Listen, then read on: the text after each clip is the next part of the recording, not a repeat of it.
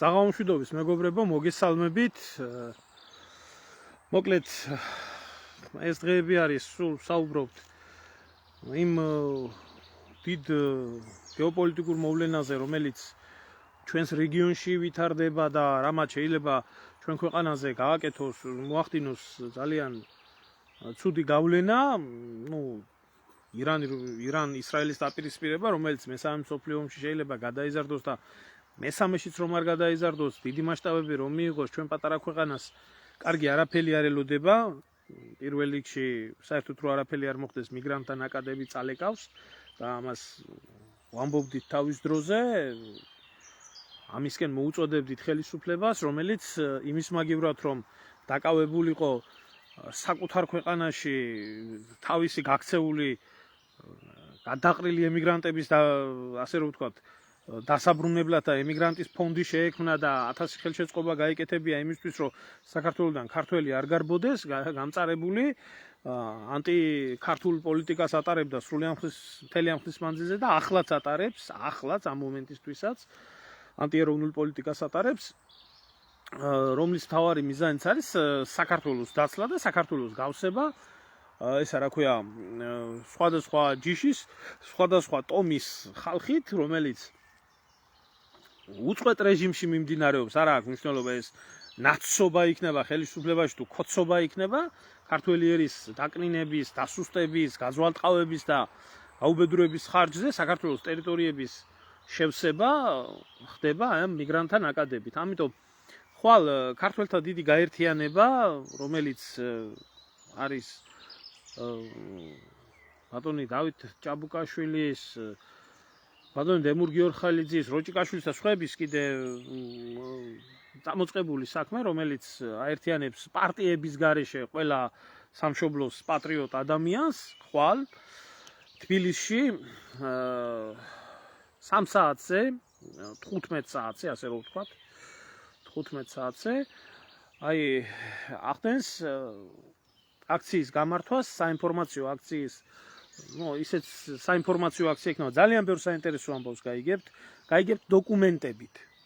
მეც მოგაწოდებთ ამ დოკუმენტებს, მაგრამ ადგილზე იქნება ამ დოკუმენტების წარდგენა, იქნება ადგილზე ანალიზი გაკეთებული ამ ყველაფრის და რა ელოდება ჩვენ სამშობლოს და რა ელოდება ჩვენ ქვეყანას და ამას რომ შეჭერება ჭირდება სასწრაფოდ, ამის მიმართ შეკრება ქართული საზოგადოების, ვისაც დარჩა სამშობლოს დარდი, სამშობლოს იმედი, სამშობლოს ფიქრი და დედა და მიგრანტები მოდიან და წაილეკა საქართველოს და Facebook-ში როა ერთი წივილ-კივილი ატეხილი, აგერ ბატონო ხვალ იქნება 3 საათზე, 15 საათზე, კიდე ერთხელ ღამის 3 საათზე არ ეკონოს ვინმეს, რა ვიცი, მაინც ვიზღვევ თავს, აქცია და ვისაც გნებავთ და ვისაც, რა ვიცი, შეგრჩათ იმის ფიქრი, რომ სამშობლოს გადარჩენა ჭირდება და პირველ რიგში დემოგრაფიული ბალანსით ჭირდება გადარჩენა, შეგიძლიათ მიბრძანდეთ, ბევრ საინტერესო რამეს მოისმენთ, გაიგებთ ადგილზე და ვისაც გააქვთ სურვილი მიიღოთ ამ ყველაფერში მონაწილეობა, მიბრძანდით ბატონო და ზედმეტ ხვეწნა მუდარას მე არავის არ დაუწყებთ, ვისაც აქვს საკუთარი სამშობლოს დარდი და ფიქრი, არ არის ეს არც პარტიული ღონისძიება, იმიტომ რომ არ არის ეს გაერთიანება, არც პარტია და არც არჩევნებში ღებულობს მონაწილეობას, არის ჩვეულებრივი უპარტიო ჩვეულებრივი მოქალაქეების გაერთიანება, ვისაც სამშობლო უღირს, ვისაც ახსოვს, ადარდებს და იწყება ეს მოძრაობა, სადაც გაიმართება საინფორმაციო, პირველ რიგში საინფორმაციო, ასე რომ ვთქვათ, აქცია, სადაც გააცნობენ ხალხს თუ რა მიზეზით ხდება შეკრება, რა არის მოთხოვნები და მოთხოვნები არის როგორც ამ მიგრაციის კანონის და ამ უვიზოების და ამ მოღებული კარების დახურვა, ახალი დასასწავლი და სენსაციური არაფერი არ არის, რასაც 2017 წელს ვითხოვდით. ქართული მარშის სახელით და რასაც მაშინდელი საზოგადოება ითხოვდა, იგივე მიწების გაყიდვასთან დაკავშირებით, იმიტომ რომ ქოცებმა ძალიან ვირეშმაკული პოლიტიკა გაატარეს და მაშინ 2017-20 წლებში მიღწეული ის, რომ ქართული მიწა არ გაყიდულიყო სასოფლო-სამეურნეო მიწა უწყოელებზე, ახალი ხრიკი მოიგონეს, ამაში მთელი ქოცობის კორუმპირებული ნაწილი არის ჩართული ახლა ვიღაცა ეკონომიკის მინისტრი დაუჭერიათ, იმაზე უნდათ ეთყობა ხელის შეხოცვა, რომ თურმე ქოცები როგორ იმაშვებიან, რა ქვია, როგორ ებრძვიან კორუფციას, ქოცი როგორ უნდა ებრძოდეს კორუფციას, მთლიანად ქოცის ფენომენი თავიდან ბოლომდე არის კორუმპირებული და კორუმპატორი არის. და უგდებენ ახლა ამას, რა ქვია, ესე რა ქვია, საზოგადოება საჭმელად, რომ ვიღაცა დააკავეს, თურმე მილიონები ქონია მოპარული, причем მილიონებს რო იპარავდა, 1 მილიონი რომ მოიპარა, მაშინ არ გაგახსენდათ? მაშინ არ გაგახსენდათ არავის ახლა, სანამ კაი ბლომად არ აქვს. ცირკია ეს, კომედია ყველაფერი, ესეც სხვათა შორის რო იცოდეთ ნაცების აქტივობას მოყვა, იმიტომ რომ აი შიგ ევროპიდან მოუვიდათ ისა რა ქვია ინსტრუქციები, რომ ამოიღონ ხმა კორუფციაზე და კორუფციაზე რომ ამოიღონ ხმა, იქ ბევრი ნაციც გამოვარდება. იმიტომ ნაცკოცი ერთად ამ კორუფციის წილში ჩამჯდარი და ერთად სვამენ და ერთად ჭამენ. მაგათი უჯიშო-ჯიში ამ ქვეყანას. და არ უნდათ ახლა მთლად ეს გამოვიდეს, მაგრამ აი ქოცებმა გამოაგდეს ესეთი ბარტყი ვიღაცა გადაუგდეს, რომ აი თურმე ქოცების დროს კორუფციაზე მოხდა ვიღაცის დაჭერა ხალხო. გაკორუმპირებული არის მთელი საქოცეთი. მოკლედ ამას რატო ვამბობ?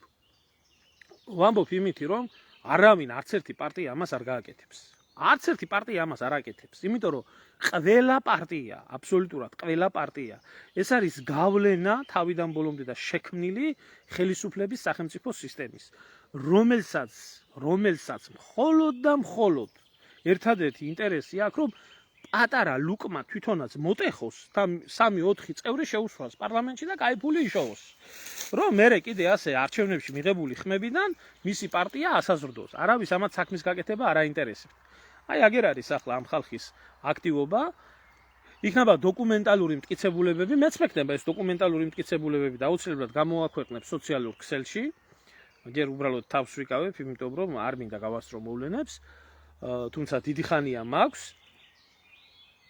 ესე იგი, ამ რთული პერიოდის მანძილზე, როდესაც აი ეს ჩვენს ირგვლივ ხდება ესა რა ქვია ომი და უბედურება გინდა ჩრდილოეთით და გინდა სამხრეთით, იმის მაგივრად რომ ქვეყანა იყოს დაცული როგორც ციხესიმაგრე და არ იყოს ასეთ უბედურ დღეში, იმას კი რას უზამთ თქვენ ხალხს? რას უზამთ, როდესაც მილიონობით ადამიანი მოგადგებათ საზღვარზე? რა პოლიტიკა აქვს ამისთვის ქოცებს გატარებული? რა პოლიტიკა აქვს გატარებული? პაკისტანმა ჩაკეტა, ბიჭო. პაკისტანმა თითქმის 200 მილიონი არის პაკისტანი და იმან ჩაკეტა საზღვარი. იმიტომ რომ დევნილთან აკადები არ შევიდეს იქ. მიუხედავად იმისა, მხარს უჭერს ირანს ყველაფერში საბრძოლო იარაღითო, დაგეხმარებითო, ყველაფერში იქამდე ბირთვულ ბომბსაც გამოვიყენებ თუ დაჭირდებოა, მაგრამ საზღვარი ჩაკეტა. იმიტომ რომ დევნილებმა არ წალეკოს მისი ქვეყანა. ეს 100 მილიონიანი ქვეყანა. არა მარტო იქედან, ჩემო კარგებო. აი იმ ისრაელიდანაც იქნება უამრავი ის ქართველი ებრაელი ახლა რომ გაახსენდებათ, რომ სამშობლო თურმე ისაა, რა ქვია, საქართველოს შვილები ყოფილან თურმე და 26 საუკუნოვანი ძმები და კისრის ფეხით გამოიქცევიან საქართველოში, რო იცოდეთ ისე რა. ხო, აგერ ახლა ძალიან რო იმაშვებიან, გავრცელდა აგერ სოციალურ ქსელში უამრავი კადრი, პირველ რიგში კვიპროსზე გაიქცენ და იქ დაბანაკდნენ, თუმცა თვითონ ეთადიან ხუს და იმას ისრაელის ხელისუფლებას აქვს ჩაკეტილი საზღვრები, რომ ხალხი არ გაიქცეს. ამ უბედურების დროს არავინ იცის რაში გადაიზრდება და როგორ გადაიზრდება. ამიტომ თუ ვინმეს მართლა გადარდებთ ახლა რო ხედავ ხანდახან ჩემ ვიდეოებს, არა ვარ ახლა ის ადამიანი, რომ ნახვებს და ამით ვინტერესდებოდი, მაგრამ საკმაოდ დიდი რაოდენობა უყურებს ხალხის. მე მიჩვეული ვარ იმასაც, სიმართლე გითხრათ, რომ შეიძლება 2 მილიონი ნახვა კონდეს ვიდეოს, მაგრამ 2 მილიონი ადამიანიდან 1% არ მივიდეს და 0.1% არ მივიდეს. ამიტომ ხალხო, ეს არის ესა ჩვენი ერის სიკვდილ სიცოცხლის საკითხი. ამიტომ ჩვენ ახლა ამერიკა იქნება ომში ჩარეული, ის იქნება ომში ჩარეული, ეს იქნება ომში ჩარეული თუ ვინ იქნება, ყველანაირად, აბსოლუტურად ყველანაირად გავლენას მოახდენს ჩვენ რეგიონზე. ამიტომ ამ დემოგრაფიული კატასტროფის წინაშე მდგომ ერს, რომ კონდეს სამოქმედო გეგმა. სხვათა შორის არ იქნება მარტო ამ საკითხებთან დაკავშირებით, რასაც ქვია დევნილების ნაკადების შეჩერება, ეს უვიზო საკითხები და მიწის საკითხები, საზღვრის კონტროლი და ასე შემდეგ. ასევე რაზე იქნება, იცი ჩემო კარგებო? რაზე იქნება საუბარი? ასევე იქნება იმ უამრავ ქართველზე ან საქართველოს შვილზე, რომელიც თაობებით დაიბადა საქართველოში, თაობებით. და აქ ყავს ბაბუაც, დიდი ბაბუაც, წინაპრები, მშობლები აქ ყავს და დაკრძალული და აქ სხვა ქვეყნის მოქალაქეობა, ქართულად საუბრობს, ყველაფერი ქართული შვილებს ქართულად ზრდის და როდესაც მივა იმაში, რა ქვია, მოქალაქეობის მიღებაზე, უარს ეუბნებიან, გამოცდა ვერ ჩააბარე, თქვენ ეს ვერ დააკმაყოფილეთ, ის ვერ და ეს თავის დროზე ემზარკვიციანის ინიციატივა იყო, რომელიც უნდა შესულიყო პარლამენტში, აი ამ საკითხებთან დაკავშირებით ეროვნების ნიშნით, რომ ქონოდა საქართველოს მოქალაქეობის გაცემა გამარტივებული წესით. ბიჭო, ისრაელი, აგერ ეგ თქვენი საოცნებო ისრაელი, ბებია, ან ბაბუა თუ ყოლია, სადღაც, თუნდაც დედის მხრიდან და იმის მხრიდან ყოლია ებრაელი, იმას აძლევენ მოქალაქეობას. და ქართველი დაბადებული საქართველოში, ქართულად მოსაუბრე, ქართული წესის, ისტორიის, ადათის, ტრადიციების მცოდნე ადამიანს საქართველოში თავისი სამშობლოს მოქალაქეობას არ აძლევენ. და გადახედეთ, ერთი რამდენი ურჯულოზი აქვს მიცემული მოქალაქეობა. გადახედეთ, ერთი ჩახედეთ. 300,000-ზე მეტი როგორც ამბობენ ბინადრობაა მარტო გაცემული, აღარ ვსაუბრობ ეს 1000 ნაგავი, ესეთი ბიონაგავი, როგორც ფადი ასლები და მართლა ეს ფალოსის ასლები რო არიან და ეს პრეტენზიები და ისინი რო იმათ აქვს საქართველოს მოქალაქეობა და ეთნიკურად ქართველს, რომელსაც უნდა სამშობლოს მოქალაქეობის აღება, იმას არ აძლევენ.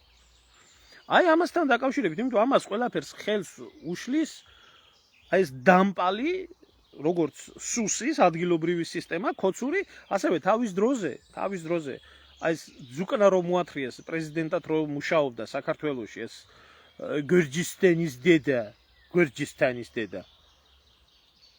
მაშინ პარლამენტში ეგდო ჯერ, ქოცება პატივიცეს პარლამენტში შეიყვანეს დეპუტატად. ახლა რო ოპოზიციაში უდგას ქოცებს.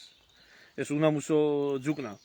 და მაშინ როდესაც განიხილებოდა ეგ საკითხი ეს კომიტეტის ხდომაზე, მაშინ მოეთხრია იქ ეს ზუკნა და როდესაც განიხილებოდა ეს საკითხი და რა თქმა უნდა ქოცებს სჭირდებოდათ მიზეზი, რომ ეს 100 არ ყოფილიყო. როდესაც წაიკითხეს კანონპროექტი, ეს ზუკნა წამოხდა და რა თქვა, იცით? აითო რა ხალხო, კარგითო 21 საუკუნეშიო რა ეროვნებაზე არის საუბარიო. 21 საუკუნეში თურმე ქართველი არა, სპარსელი არა, ის არ არის რა ქვია, ნიგერიელი არა, რუსი არა, და ყველა ერთი ყოფილა და თვითონ ამ დროს ფრანგულ პასპორტში უწერია ეროვნება. და აბსოლუტურად ყველა ქვეყანას უწერია, ყველა ქვეყანას თავისი ისა ეროვნება. ბალტიისპირეთის ქვეყნებსაც, რომელიც ასევე საექსპერიმენტო ქვეყნები არიან, ლატვიელს უწერია ლატვიელი. აქ თურმე ეროვნება არ უნდა ჩაიწეროს, ეროვნების ნიშნით თურმე პასპორტი არ უნდა გაიცეს. აბა ამ დედამოწყვილს რატომ იცეს? ისა რა ქვია, ქართველიაო, წინაპრადო და რატომ იცეს საქართველოს მოქალაქეობა? რატომ იცეს? რაში ეკუთვნოდა ამ ზუკნას, ამ ენა ბლუს ამას? Google Translate-ით რო ლაპარაკობდა იმას, რა ქვია, ქართულს. და უფრო საშინლად კიდე ალფა ვერსიაში რო იყო ისე.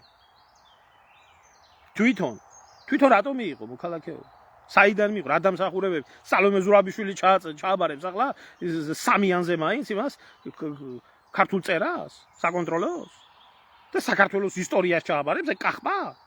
და თვითონ ეკუთვნოდა, იმიტომ რომ მაგათ ეკუთვნის. ესენი ცისფერსისხლიანები არიან. ნიკოლაძის შვილია, მეტი მაგის დედა შევეცი, მაგი არავის შვილი არ იყოს. ვისი შვილისაცაა ეთყობა? აი დამპლების, გველის წიწილების შთამომავალი არის. და აი ხალხო, თუ მართლა გადარდებთ თქვენი ქვეყნის ბედი, თუ მართლა გადარდებთ, რომ რაღაცაში მიიღოთ მონაწილეობა. აი ხვალ, ხო გავსებულია ქვეყანა. აი ის რომ მოიგონეს, რა ქვია, შაურმის გამოძახების დროს მიუთითეთ აპლიკაციაში, რომ ქართველმა მომიტანოს ისა, რა ქვია, შაურმა. და ამით თურმე შეაჩერებდნენ მიგრაციას პაკისტანელის და ინდუსის და სხვა ჯიშისას. ამაზე რო ატეხეს ერთი ამბავი გახსოვთ? აი აგერა, მაშინ მთელი ცივილკივილი რო იყო ატეხილი. აი აგერ. აგერ კიდე ძვირფასი ადამიანი წერს, რომ ძაღლს აქვს პასპორტში მთელი საგვარეულოს ისა რა ქვიაო და ადამიანს არ უნდა კონდესო, მაგაზე არც განიხილება, ჩემო ძმაო. მაგაზე არც განიხილება. საქართველოს დაქცევა, როდესაც დაიწყო 92 წლიდან, მაშინ ეს ძუკნა სალომე ზურაბიშვილი და ესენიც ყველა წინააღმდეგი იყვნენ ზვიადის პრეზიდენტობის და პუჩისტები არიან და თურმე კავკასიის ჰუსეინი დაამხო თურმე დემოკრატიულმა ძალებმა რომ იძახოდნენ, იქ იყო სულ 3 მოთხოვნა დასავლეთიდან შემოსული. ეს იყო მოთხოვნა პირველი მიწის გაყიდვის შესახებ, რომ მიწა უნდა გაყიდულიყო. მეორე, ეს იყო პრივატიზაციის საკითხი, იმიტომ რომ შექმნილი ქონება აი ამ რაც კომუნისტების დროს შეიქმნა ეს თურმე პრივატიზაციაში რკინა ბეტონად და ჯართად უნდა დაშლილიყო, სხვათა შორის ებრაელური ლობის წყალობა იყო, ეს მსოფლიო ბანკის და სავალუტო ფონდის ებრაელების მოთხოვნა იყო და მესამე იყო ისა რა ქვია ეროვნება და მამის სახელი, ეს უნდა ამოღებულიყო. მაშინ ცხონებულმა ზვიად გამსახურდია მოთხრა ესეთი რაღაც. მიწა ეს უფრო მეტი არის ვიდრე რესურსი. ეს არის ჩვენი წინაპრების სისხლით მორწყული ტერიტორია, რომელსაც რესურსად და რომლის არც გაყიდვის და არც ყიდვის უფლება არავის არ აქვს. რაც შეეხება მეორე ამბავს, ეს ამ ხალხის წვალებით არის აშენებული და არ შეიძლება ისე გაიყიდოს, რომ ხალხმა, ვინც ამ ფაბრიკებში და ქარხნებში მუშაობს, რაიმე წილი ამ ყველაფრიდან არ მიიღოს და რაც შეეხება ეროვნებას და მამის სახელს, ეროვნება და მამის სახელი არ აქვს ძაღლს. აი ეს იყო. და ამის გამო იყო დასავლეთისთვის ზვიად გამსახურდია მიუღებელი და ეროვნული ყველაფერი მიუღებელი, რომ აი ეს პოლიტიკა უნდა გატარებულიყო. მოკლედ ზვიად გამსახურდია და აბსოლუტურად წარმატებით გაატარეს ეს ყველაფერი.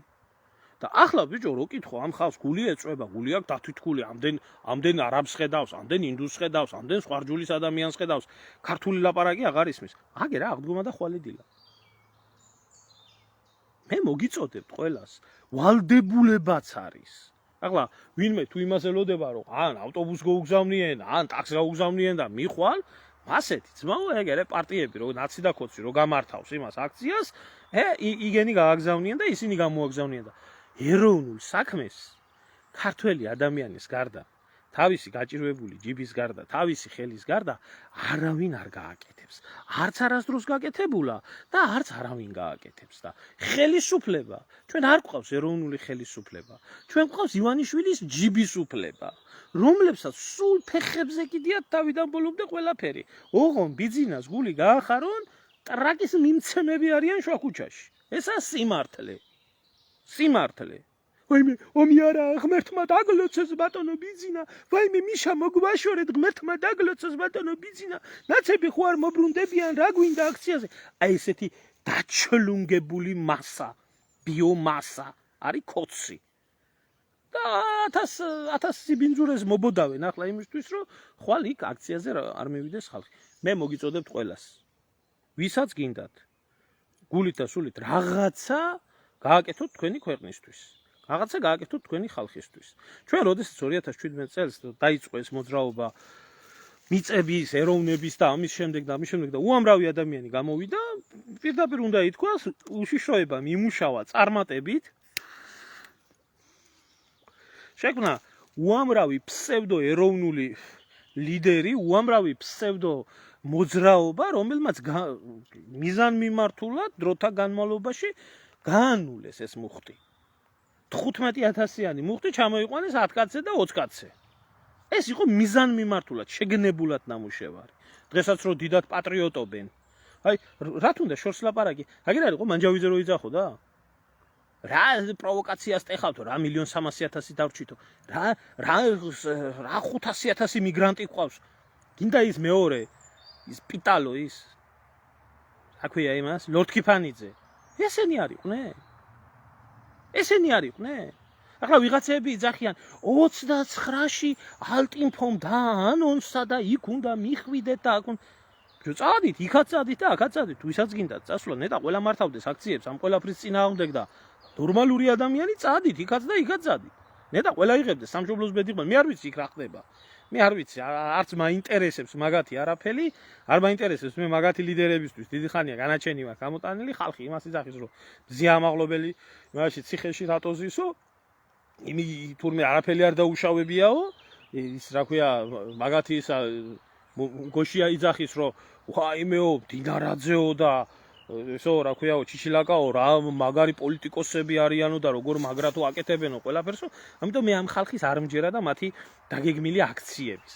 თავიდანვე ვამბობ, ახლა მესმის მორგოშიასი, ნათლი მირონი არის დინარაძის და 1000 ამბები იქა და თავისას იმაშვება, მაგრამ მე რაც არის ნაღდი და რაც არის პირდაპირ გეუბნებით.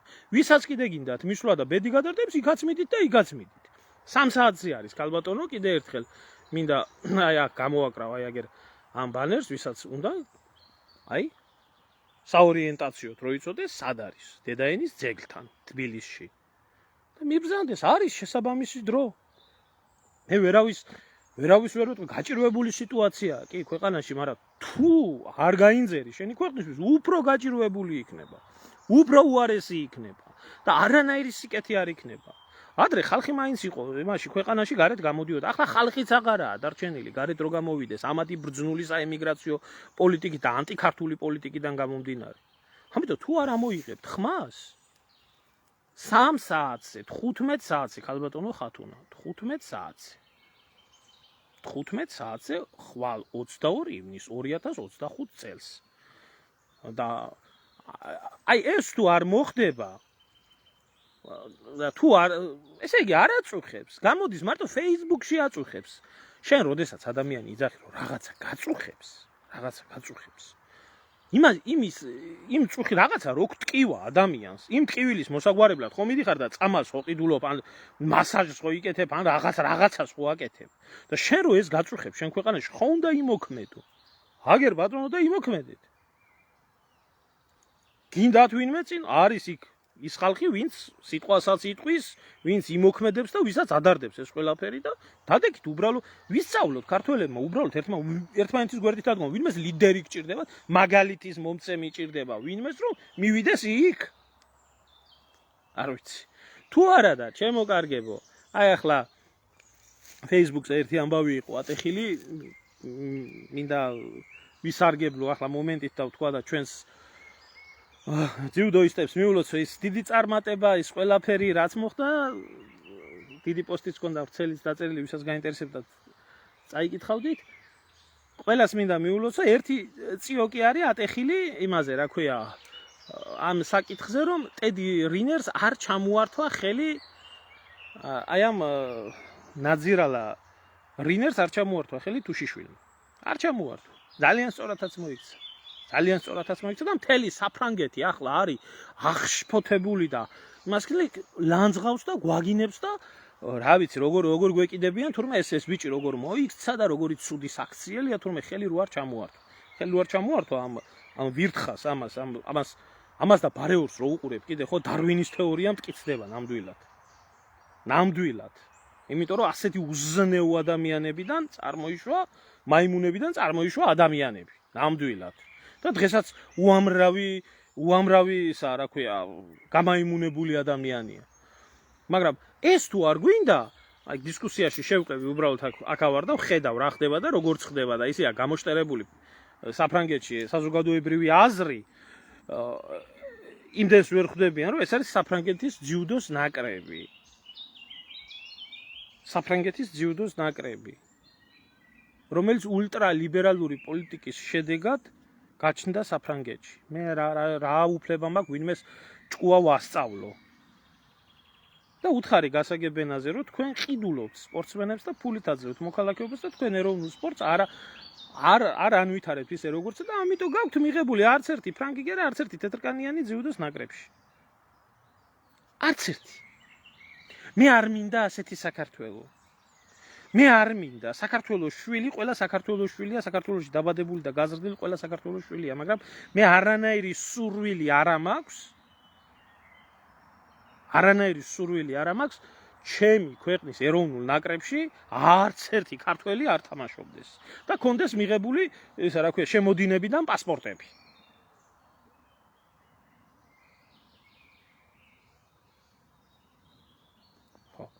ამიტომ გაიაზრეთ ხალხო. არსებობს ვიძახით ახლა შეთქმულების თეორიები, ისინი ერთი ამბები, რაღაც სისულელეები, ბოდვები, რაღა შეთქმულების თეორია გინდათ ხალხო. ყველა ღიად ამბობდა მაგას. დაწყებული ქოცობიდან გაგზელებული გირჩი გამოვიდა და ეყო იმას, რა გვია. მეგრელიშვილს იმან თქვა პირდაპირ, რომ საქართველიერიო, უმცირესობაში თუ გადავა, ჩემთვის ბედნიერება იქნებაო, იგი. ხო იყო ასე, ხო არ მომიგონებია. ხო ასე იყო. გამოვიდა გამოაცხადა. ქოცება ყველანაირი პოლიტიკა გააკეთეს იმისთვის, რომ საქართველოსთან დაცლილიყო საქართველოს. გირჩი ქართველიდან საქართველოს. გირჩი მაგათი შექმნილი პროქსია. და გაუსეს საქართველოს ამ ბჯულის ხალხით. რაღა შეთქმულების თეორია გინდა, რომ მეზობელი ადრე რო ყოდა სვანი, გურული, იმერელი, მეგრელი თბილისში სიტყვაზე. დღეს ყავს ავღანელი, არაბი, პანჯაპელი, რაღაცა 1000 ჯურის ადამიანი და შენი ქართველი გადახვეწილია სადღაც სხვაგან. მე არ მინდა ისეთი საქართველო როგორც საფრანგეთი. ნამდვილად არ მინდა. და იმის გამო რომ ვიღაცას არ შეიოდეს. მე მინდა ქართული საქართველო. და ყველა ვინ საქართველოში დაბადებულია და გაზრდილია და ვისი წინაპრებით საქართველოში ცხოვრობდნენ, ქართველის თუ არა ქართველის, ვინც ამ ქვეყნის შვილია, ის მინდა მე ჩემ ქვეყანაში. და პატარა ერთს, რომელიც გადაშენების გზას ადგას, არ ჭირდება ეს რა ქვია, მილიარდ ნახევრიანი და 500 მილიონიანი და 100 და 200 მილიონიანი ერებიდან მოსახლეობის იმპორტი. ამიტომ გაბრძანდით, შემოკარგებო და ამოიღეთ ხმა და დააფიქსირეთ თქვენი აზრი და ამას მოყვება კიდე ყველაფერი. აბა თქვენ რა გონდიათ? რომელი ბრძოლები ვიღაცამ ზეჭაბუკისგან მოგებულა? ხალხიდან წამოსულა ყველაფერი და ხალხმა უნდა ამოიღოს ხმა, თორე ეს 256 პარტია ყველა ხელისუფლების ვირთხაა და არავინ ხვას არ ამოიღებს. აუ ეს ვიღა დურბინდი არის ეს შემოგდებული